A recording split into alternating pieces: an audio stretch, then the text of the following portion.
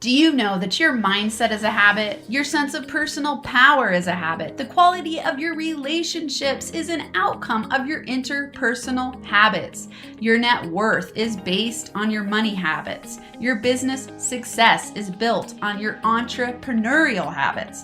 Your ability to create everything you desire is directly related to your habits. So I'm glad you're here right now listening to the Max Potential Habits podcast.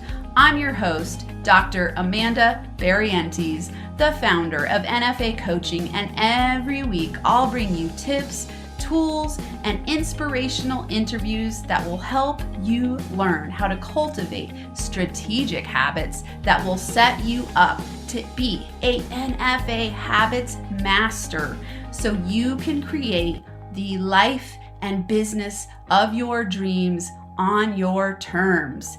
Now let's get to it. Welcome back for the first time, or maybe you are returning. Today we have an incredible guest that I am very, very, very excited to introduce you to. This is Steve Woessner.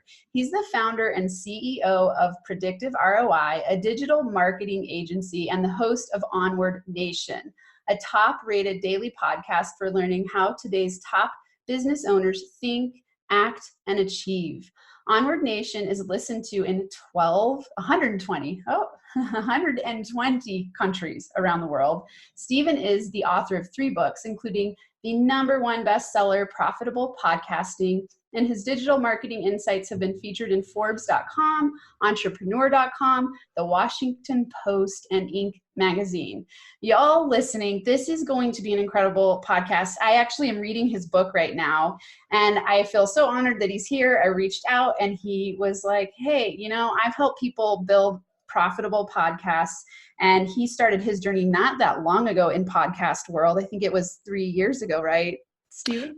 Yeah, we actually just had our 4th anniversary about a week or so ago. Okay, so 4th anniversary. I was listening to your podcast on my run this weekend, and I was hearing that's where you're at right now, and just a really incredible story. So there's going to be a ton of value in this podcast, so stick around all the way through. Let's welcome Stephen on to our show today. Well, Amanda, thanks very much for the invitation, and I'm grateful for our mutual friend and Zach Beach making the introduction so that you and I could connect. And thanks for inviting me. It's a pleasure to be here. Yes, thank you.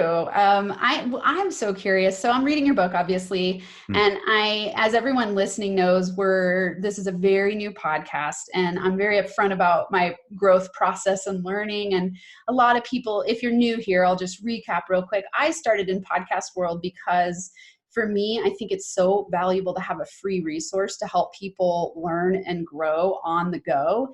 And, we all have busy lives, and sometimes people can't watch videos while they're doing stuff. And so podcasts are a really incredible way to learn a ton and bring together communities of people that would probably never meet otherwise. And I just think it's one of the most valuable things ever. So tell us how you got started in podcast land. Well, I would love to say it was part of this great grand strategy, to build an audience and be helpful to an audience. And but the reality is that, like most business owners, you find yourself at some point, most business owners find themselves at some point in a valley, in a really dark spot, in a place of holy bananas, we're going to have to do something dramatic, and we're going to have to really change our business. And that's what happened for us. And so it was in May of 2015. My business partner and I had just come back from an on-site meeting with one of our clients, and it didn't go well.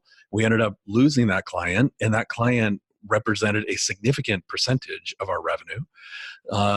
And then that really made it painfully obvious that we were overstaffed at Predictive, the company that I run, Predictive ROI. And so we had to do something different. We needed biz dev. And it was really ironic too, Amanda, because, here we are, this digital marketing agency that specialized in generating leads and filling a client's pipeline with well-prepared prospects.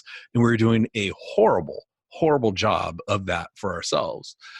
And so it was May 15th, Sunday, or it was a Sunday afternoon, and bright and sunny outside, and I was watching my daughter, through our dining room window. So I was sitting at the table and watching her playing with her friends at the park in our neighborhood, and everything was hunky-dory outside, and I was being torn up inside because I either had to face the decision of I need to let some really talented, super awesome people on my team go, or we needed to do something dramatic.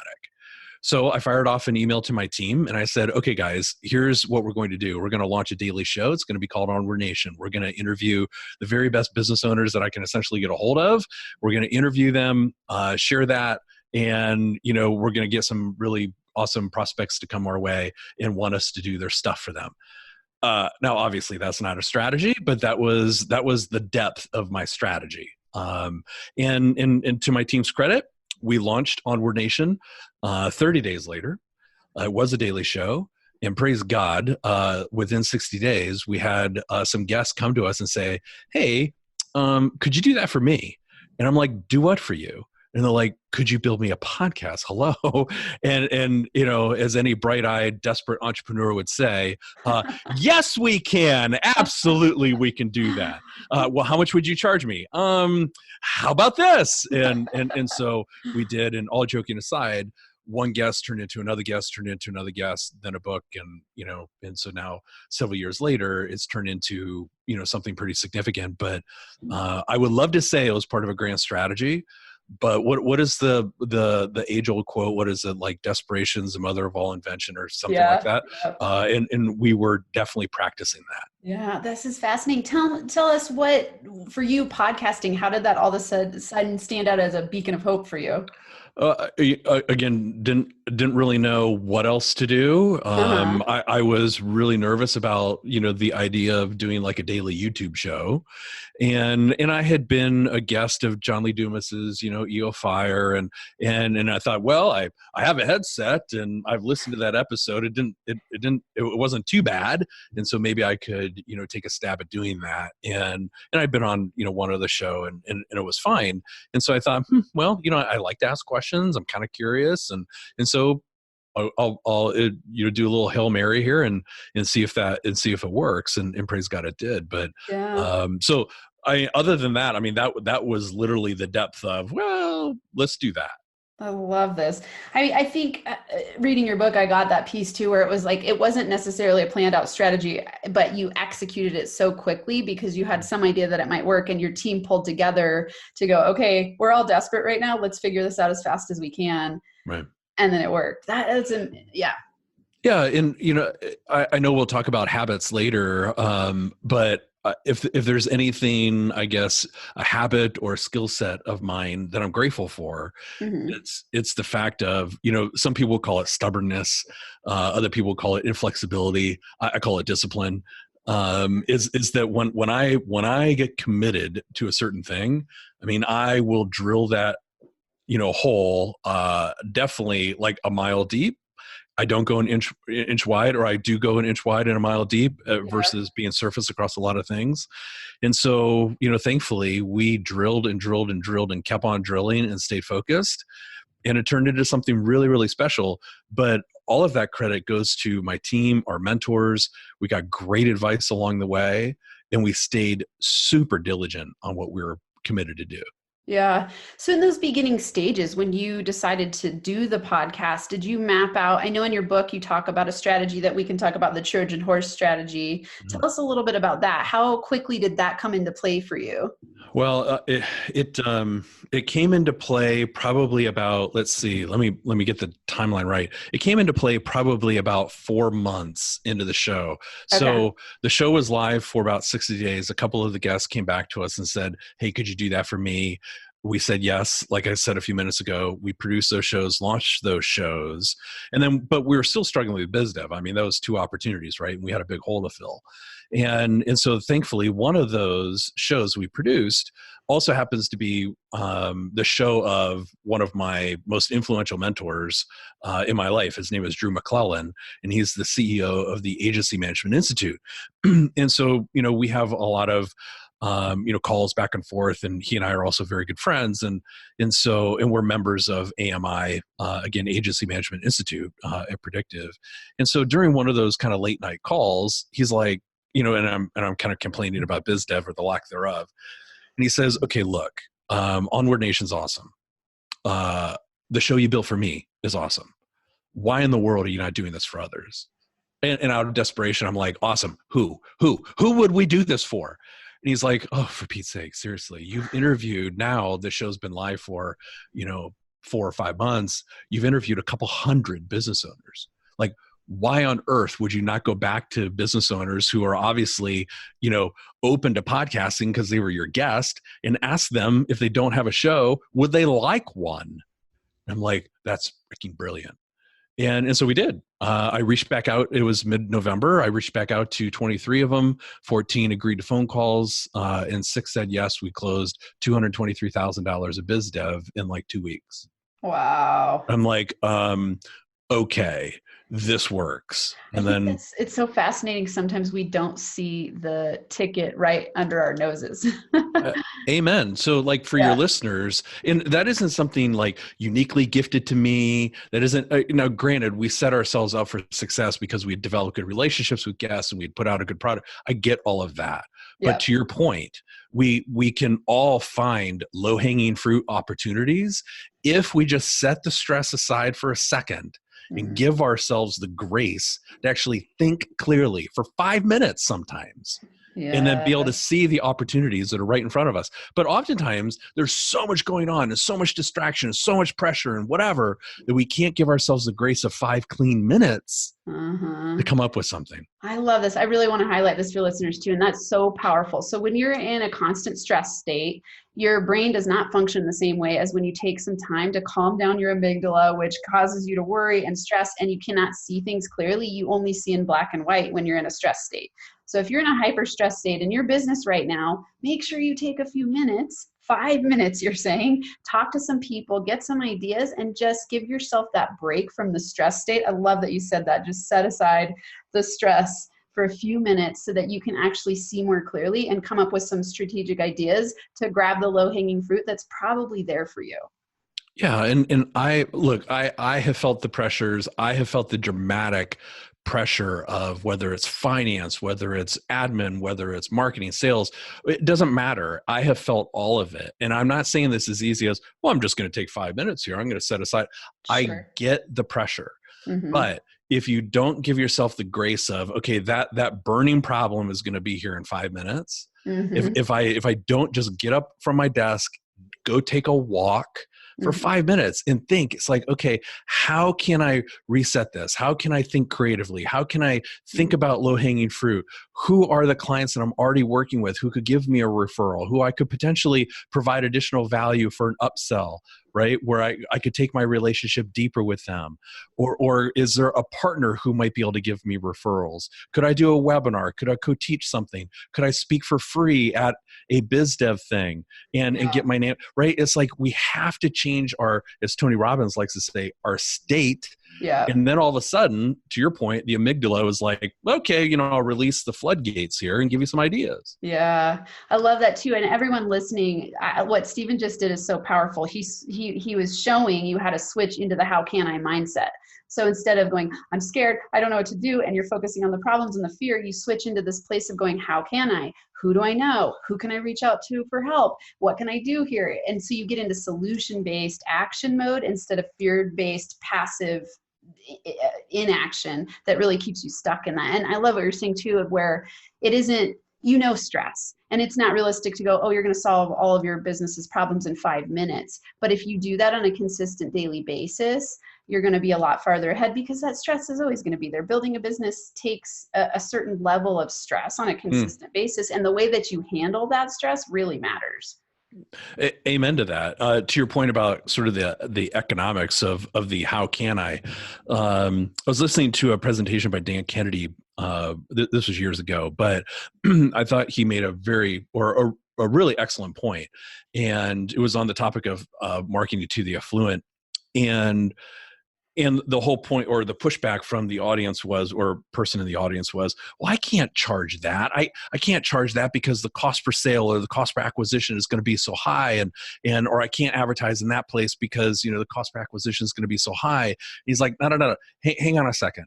Instead of thinking about how to lower your price or run away from the cost per sale of that. Instead, think, how can I make those economics work?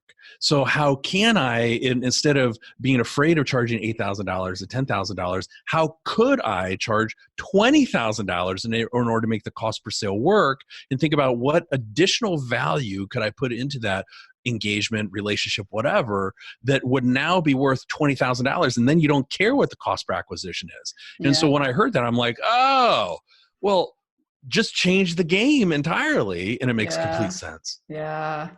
Yes. Solutions and strategy-based thinking versus fear-based stuck thinking. Yep. Makes a huge difference. Yep. To talk to the listeners a little bit about the Trojan horse, the way that process works. Well, so again, back to the lesson with Drew, that was before we called it the Trojan horse, but that was, okay, so when I reached out to 23, 14 said, yeah, I'll have a call. 6 said yes. I'm like, oh, that was interesting. And so then, we did those and all of that. And then, probably 6 to 7 months after that, I think it was a conversation with Drew, and he and I were going back and forth, and I'm come from a long line of Greek entrepreneurs. So the Trojan horse strategy is something a little bit near and dear to us anyway. And I'm like, this is interesting. It's kind of like we're Trojan horsing the prospects.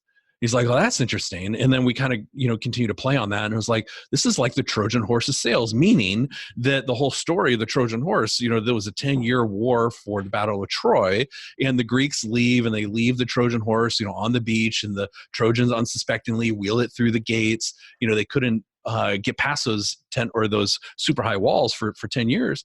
And then they bring the horse through the city gates. Okay, everybody knows the story. The Greeks strike forces in the belly of the horse, and then they sack the city. And so essentially the Trojan horse strategy is, if I'm interviewing Amanda, and Amanda doesn't know that she's one of our Dream 25 prospects, and she comes onto the show, I'm an easier yes, because our podcast is listened to in 120 countries. Mm-hmm. We have tens of thousands of email subscribers. We have great relationships with people on LinkedIn. So she says yes to me, not because I'm an agency owner looking for a new client, but because I'm a media channel.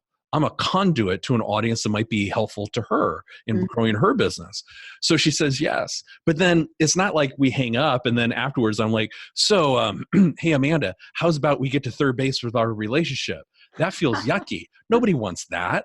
But what does happen then is we warm Amanda up on social. We feature her smarts in email campaigns. We create an ebook around her smarts. All of a sudden, there's a long-form LinkedIn post. There's videos highlighting the excellence of Amanda. And it just goes on and on and on and on until probably 120 days later, after the interview is aired, I loop back and I say, hey, Amanda, thanks again for being a guest on my show. Really loved our conversation. When you said this, super smart, that made me think about why, and we happen to do why really well here at Predictive. Is there a day or time, maybe next week, we sit down and chat about that? Amanda says yes, because we've just done all of these amazing things highlighting her smarts, and it never feels like biz dev.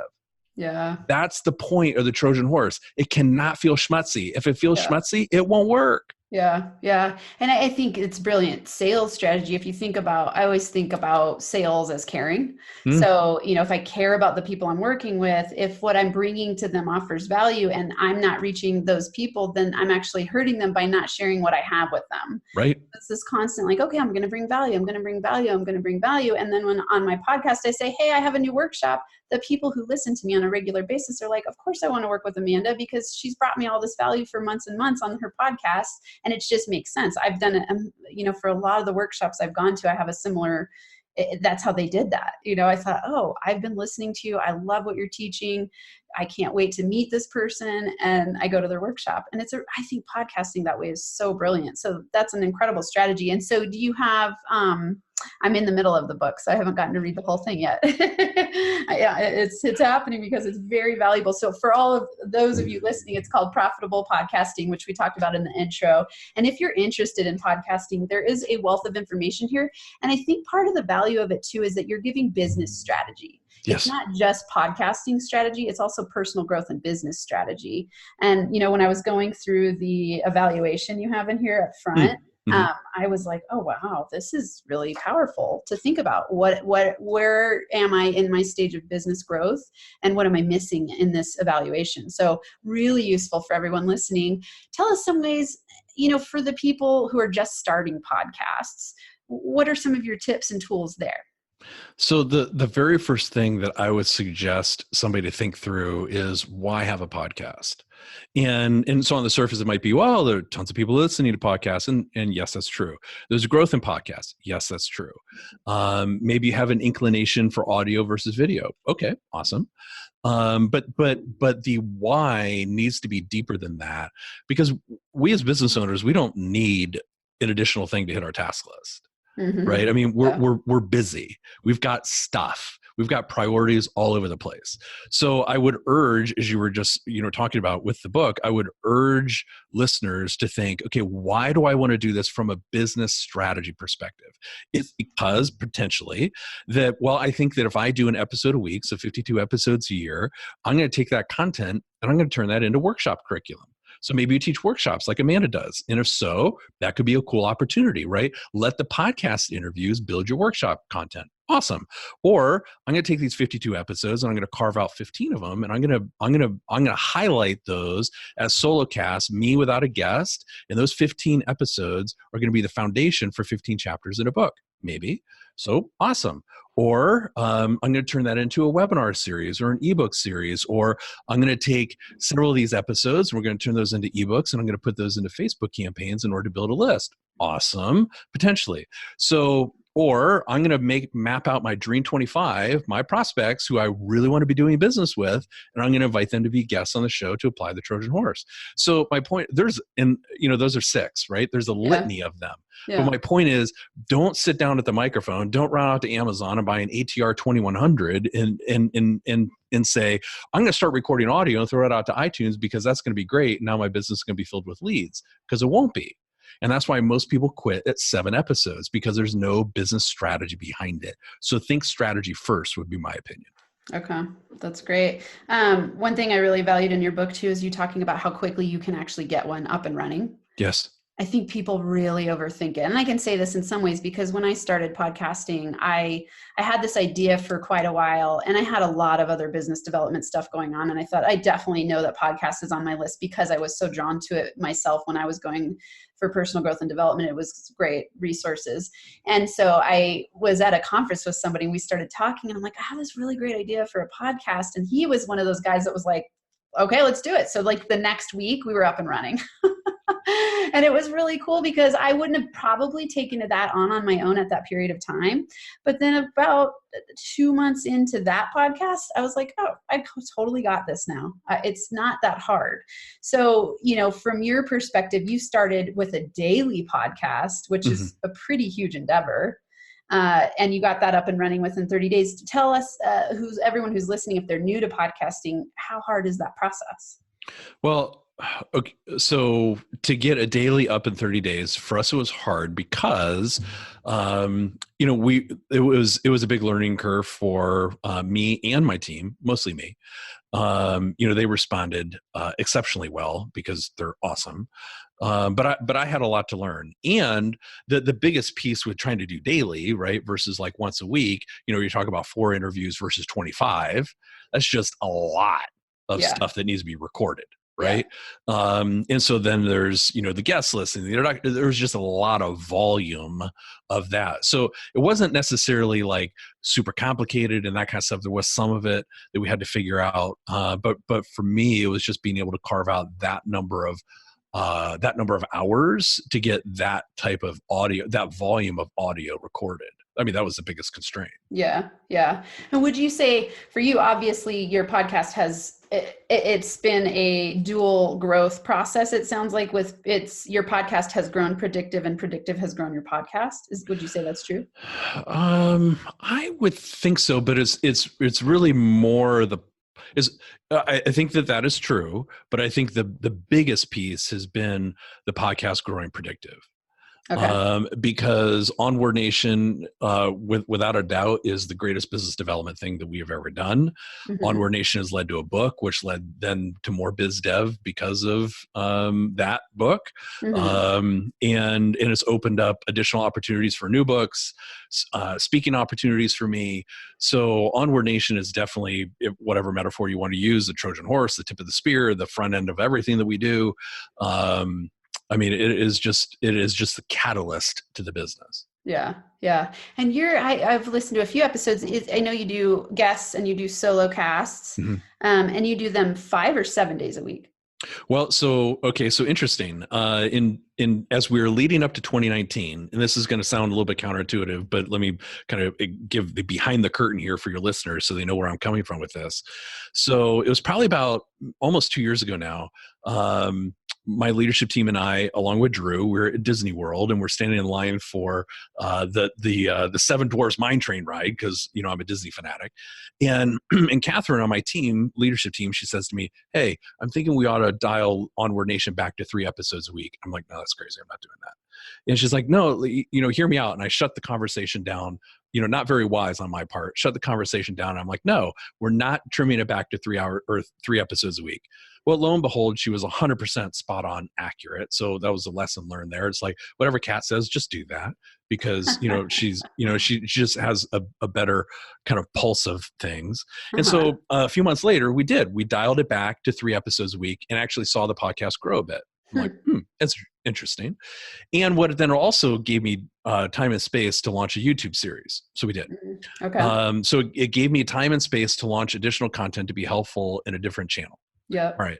So then as we came into 2019, the theme of this year was, we're going to double down on our audience. We're going to double down in 2019. We're going to double down on our audience, double down on clients, double down in all aspects of our team, grow the team, grow audience, grow revenue, just grow everything. We're just doubling down.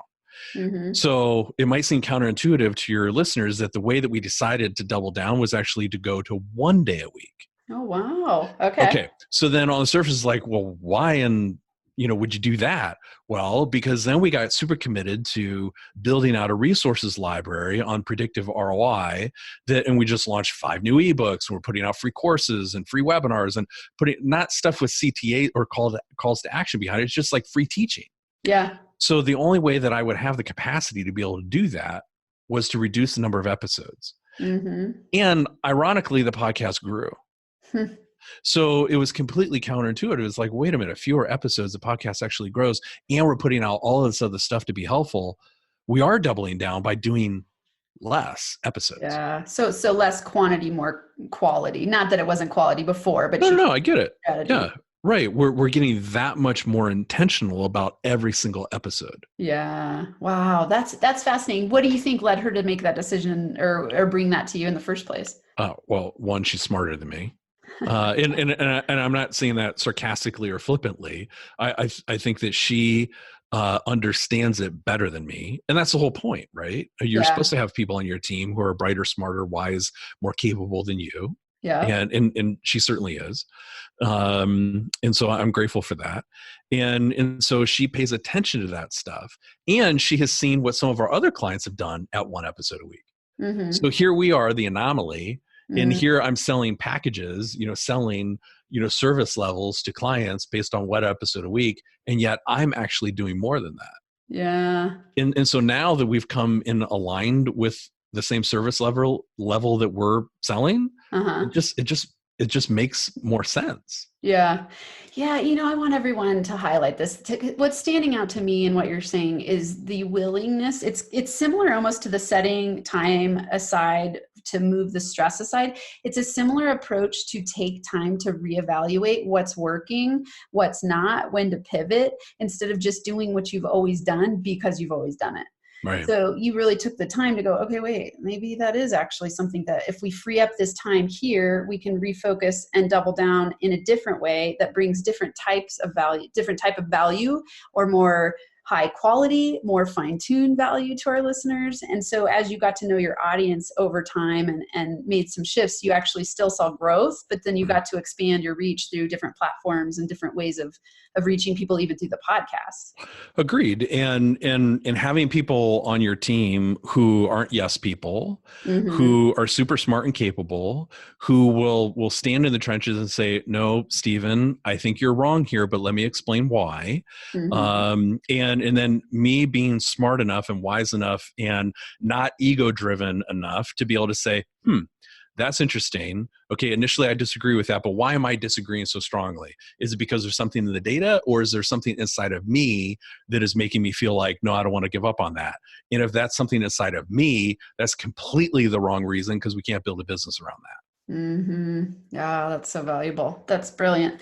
And I think it's so true. Oftentimes when our business is our baby, it's hard to let go of things, even because we have an idea of what to hold on to. And it's useful to have that team perspective of balance where they go, hey, wait a second here. Let's look at this in a different new way. And if you don't have a team yet, that's okay. You will. This will be great for you to think about how to establish a team. I like that you're saying, of course, you want people who are wiser, more experienced than you. Instead of hiring people that you feel like you're always on the top, you're actually leading leaders, and they're coming to you with their expertise to help support the entire team grow.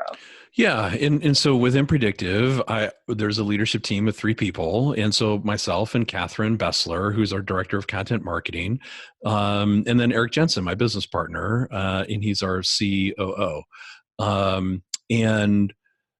And so my leaders, Kat and Eric, know that even though I own the majority of the joint, and Eric owns the rest, I am 1 vote of 3.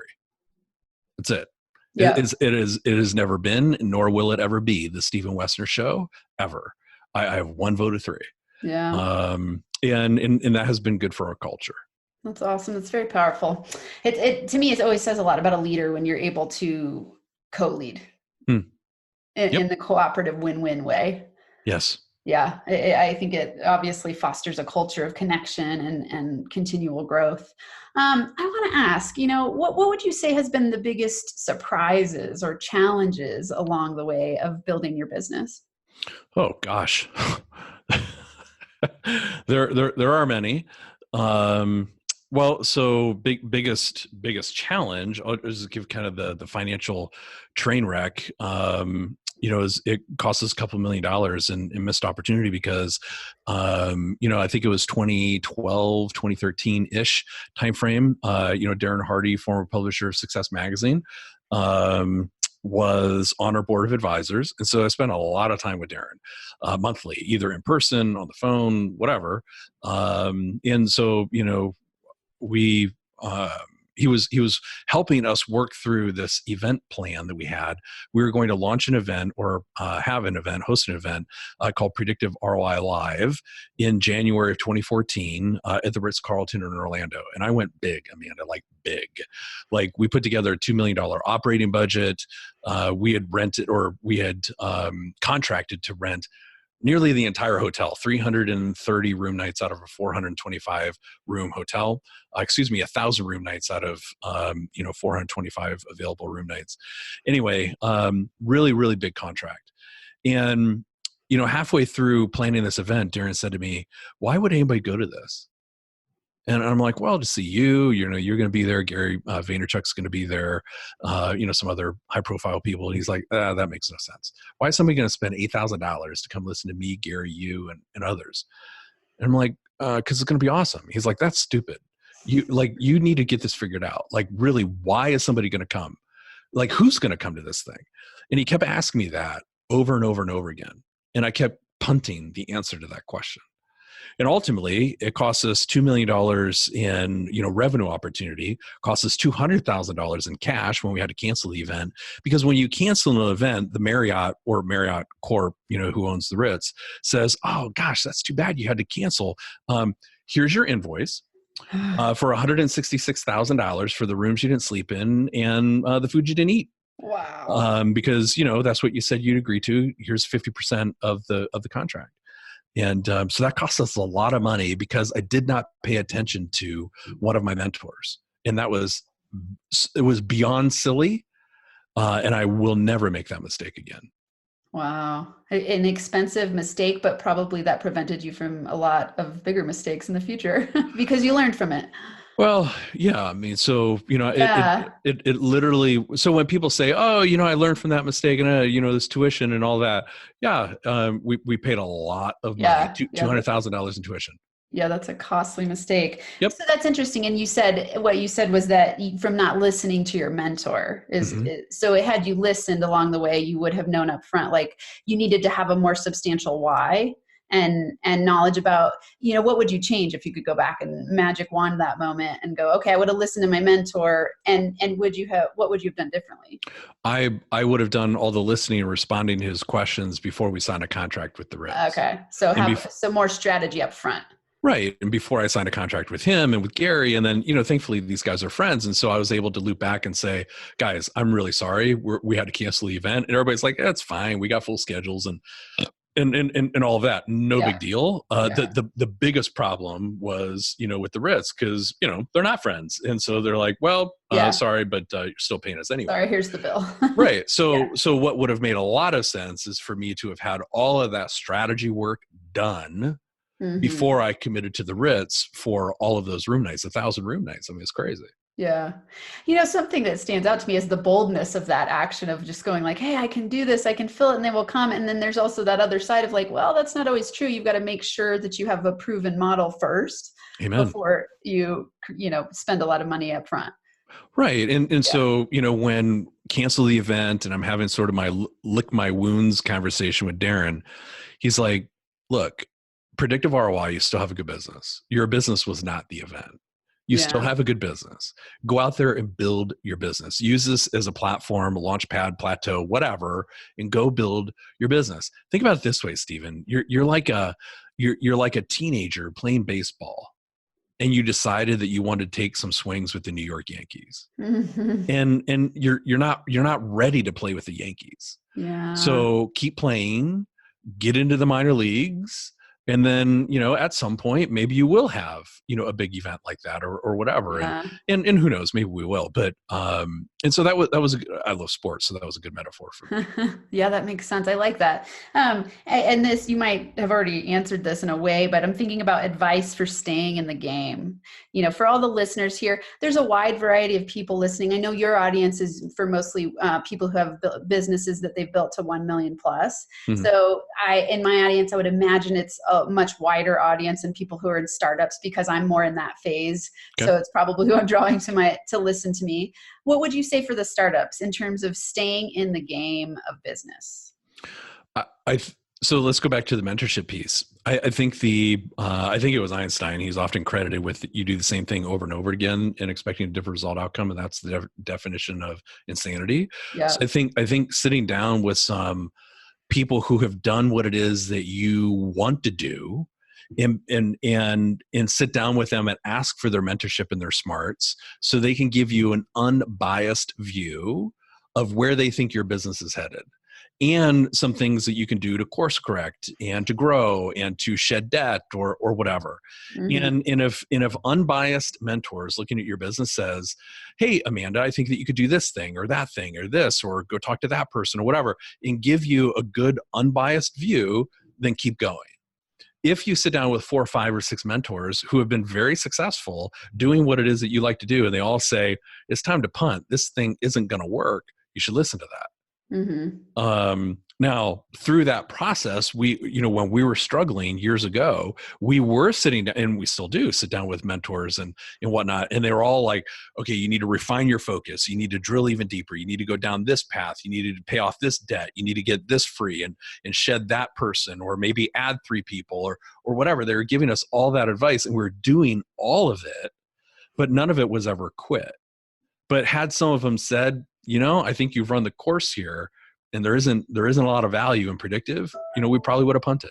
Mm-hmm. Mm-hmm. But you had built it. I mean, you had already built it to a successful company. And then at that moment where you decided to do the podcast, you had lost a big client. So I thought that was really interesting. You were talking about how you were a lead gen resource for people at Predictive, right, but then you were struggling in that area. Have you had good insight into what that was for you at the time?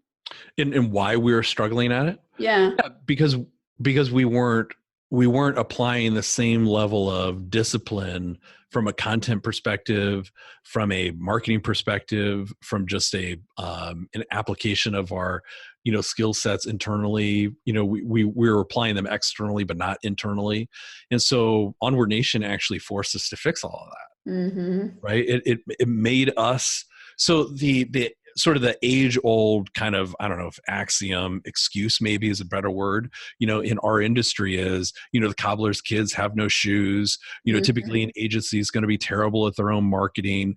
Well, that's ridiculous. And so what Onward Nation forced us to do was be better, was actually be excellent at our own stuff. Yeah. And then when we got excellent at our own stuff, then people started to take notice of that and said, well, they might know what they're doing, and we want that. Like, nobody hires an out of shape personal trainer. Yeah. Right. And yet we as agencies, we think, well, we're not doing this stuff for ourselves, but we're going to go try to sell it to another client, tell them they should do it. Yeah. It's like, well, an out of shape, personal trainer is going to say, we should do more cardio and eat more asparagus, but they're not doing cardio and eating asparagus. And it's like, yeah, okay, come back to me when you've eaten some asparagus and done some cardio. Yeah. Right. Yes, absolutely. Right. Yeah. So we need to be our own billboards. Yeah, absolutely.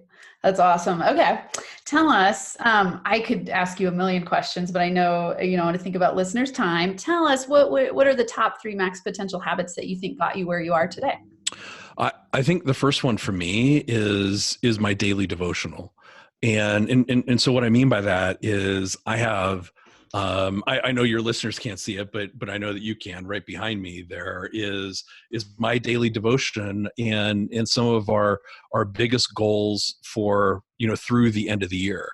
And every single morning, I recite Matthew chapter 7, verse 7 through 8, which is the ask and you shall receive, seek and you shall find, and knock and the door will be open to you.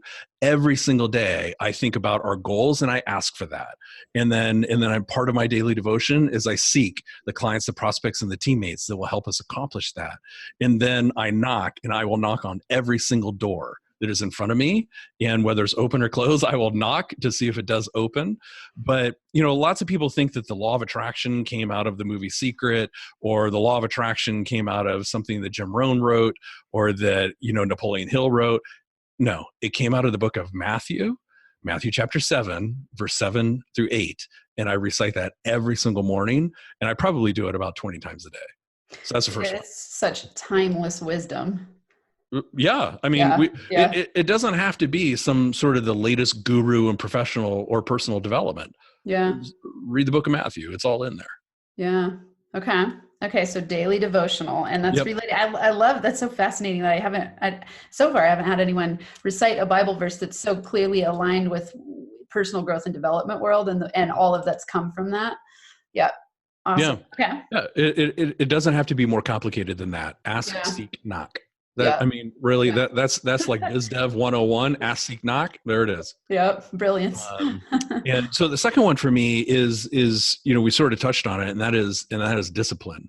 And that probably comes from my time in the service, but when I am focused on a thing, a strategy, or whatever, I am literally a dog with a bone.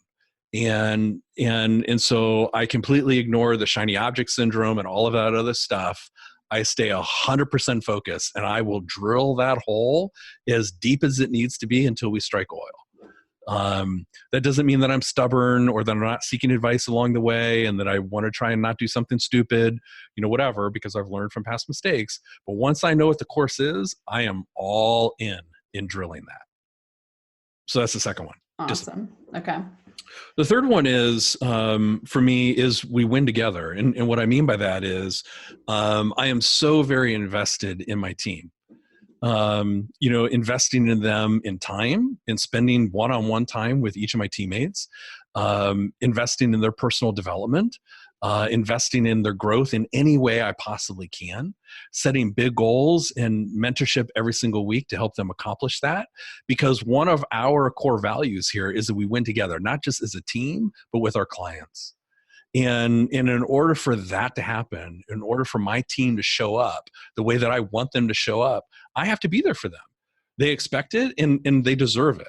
And so I make sure that on a daily, weekly basis, I am spending the right level of time with all of my teammates to make sure they have everything that they need from me or the business so that we can win together. It's never, ever, ever, or will it ever be about me. I love that. It makes me want to highlight too that one of my pillars is win-win relationships, and it's a very similar philosophy. And for those of you who are listening who maybe don't have teams yet, it's about win-wins for you and your clients. It's and the people that you serve, right? So it doesn't necessarily have to be that it's about your team, but if you start implementing that model of creating wins all the way around, and then you carry that through when you have a team to lead and to work with. So powerful. It's such a powerful way to be. Agreed.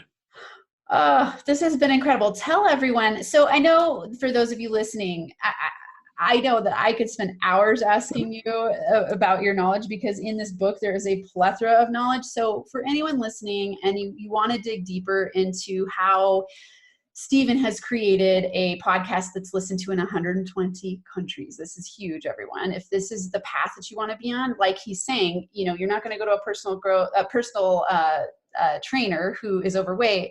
Well, Stephen has proven that he knows how to build podcasts. So at the minimum, get his book. It's called Profitable Podcasting. I'll put the link in the show notes. How else would people get a hold of you? Well, they can do that at our website, which is predictiveroi.com. You can find me on LinkedIn. So, we've got a pretty good presence there.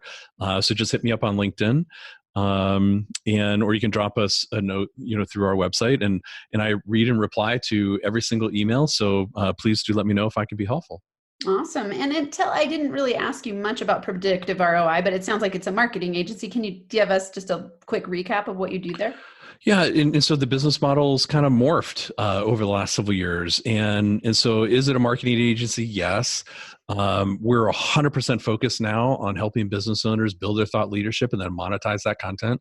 That's it, in a variety of shapes and forms, whether that's podcast, blog, video, search, that kind of stuff.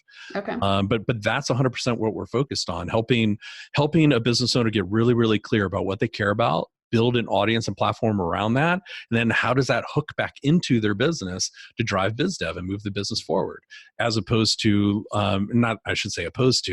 personal brand and that kind of stuff. It's like that's secondary. How does the business move forward as a result of having a show, having a YouTube channel, whatever? So that's what we specialize in today. Okay. Wow. Sounds incredible. Everyone check it out. All the links will be in the show notes. It has been an honor and a joy to have you here. Thank you so much.